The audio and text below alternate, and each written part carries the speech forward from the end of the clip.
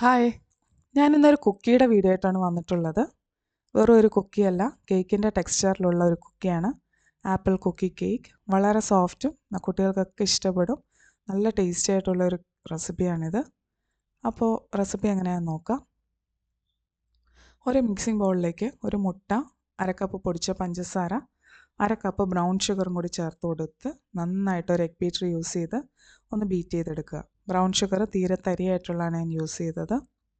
ഈ ഒരു ടൈമിൽ വേണമെങ്കിൽ ഒരു ടീസ്പൂൺ വനില എസൻസ് ചേർത്ത് കൊടുക്കാം. ഞാനിവിടെ ചേർത്തിട്ടില്ല. ഇനി ഇതിലേക്ക് ചേർക്കേണ്ടത് ബട്ടറാണ്. 100 ഗ്രാം അൺസോൾട്ടഡ് ബട്ടർ മെൽറ്റ് ചെയ്തത് ചേർത്ത് കൊടുക്കുക. ഇനി അത് നന്നായിട്ടൊന്ന് മിക്സ് ചെയ്തെടുക്കുക. ഒരുപാട് സമയമൊന്നും ബീറ്റ് ചെയ്യേണ്ട ആവശ്യമില്ല. അതെല്ലാം കൂടി ജസ്റ്റ് ഒന്ന് മിക്സ് ചെയ്ത് കിട്ടിയാൽ മതിയാവും. ഇനി ഇതിലേക്ക് ചേർക്കേണ്ടത് മൈദയാണ്. 2 കപ്പ് മൈദ ചേർത്ത് കൊടുക്കുക. 250 ml കപ്പാണ് ഞാനിവിടെ യൂസ് ചെയ്തത്. കറക്റ്റ് മെഷർമെൻറ്റ് ഞാൻ താഴെ ഡിസ്ക്രിപ്ഷൻ ബോക്സിൽ കൊടുത്തേക്കാം. അതിനോടൊപ്പം തന്നെ 1 ടീസ്പൂൺ ബേക്കിംഗ് പൗഡറും ഒരു നുള്ള് ഉപ്പും കൂടി ചേർത്ത് ഒന്ന് മിക്സ് ചെയ്തെടുക്കുക. ഈ ഒരു ടൈമിൽ എഗ് ബീറ്ററിൻ്റെ ആവശ്യമില്ല. ഒരു സ്പാറ്റുല വെച്ച് നന്നായിട്ടൊന്ന് ബ്ലെൻഡ് ചെയ്തെടുത്താൽ മതിയാവും.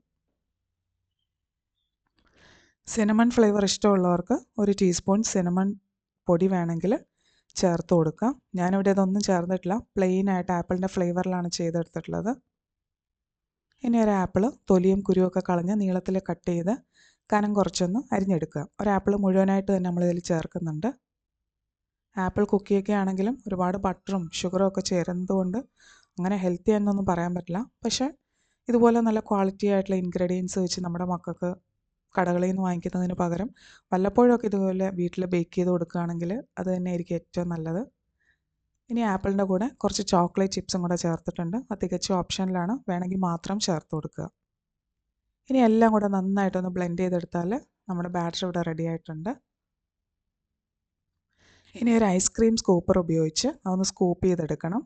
ഒരു ബേക്കിംഗ് ട്രേയിൽ ഒന്നെങ്കിൽ ഇതുപോലെ ഒരു സിലിക്കോൺ ഷീറ്റ് അല്ലെങ്കിൽ ഒരു ബേക്കിംഗ് പേപ്പർ വെച്ച് കൊടുത്ത് അതിലേക്ക് ഓരോ സ്കൂപ്പ് വീതം വെച്ച് കൊടുക്കുക. കുറച്ച് ഗ്യാപ്പ് ഇട്ടിട്ട് വേണം വെക്കാൻ.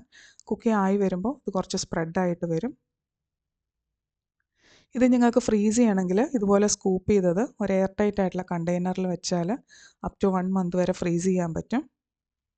ഇനി അതിന് മുകളിൽ ഒരൽപ്പം ചോക്ലേറ്റ് ചിപ്സും കൂടെ വെച്ച് കൊടുക്കുന്നുണ്ട്. ഇഷ്ടമുണ്ടെങ്കിൽ മാത്രം വെച്ചാൽ മതി. ഇത്രയേ ഉള്ളൂ. ഇനി ഇതൊന്ന് ബേക്ക് ചെയ്തെടുക്കണം. 180 ഡിഗ്രിയിൽ 25 മിനിറ്റ്സ് ആണ് ബേക്ക് ചെയ്തത്. നല്ല ഈസി ആയിട്ട് തന്നെ ചെയ്തെടുക്കാം. കുട്ടികൾക്കൊക്കെ ഇഷ്ടമാവും. എല്ലാവരും ട്രൈ ചെയ്ത് നോക്കുക.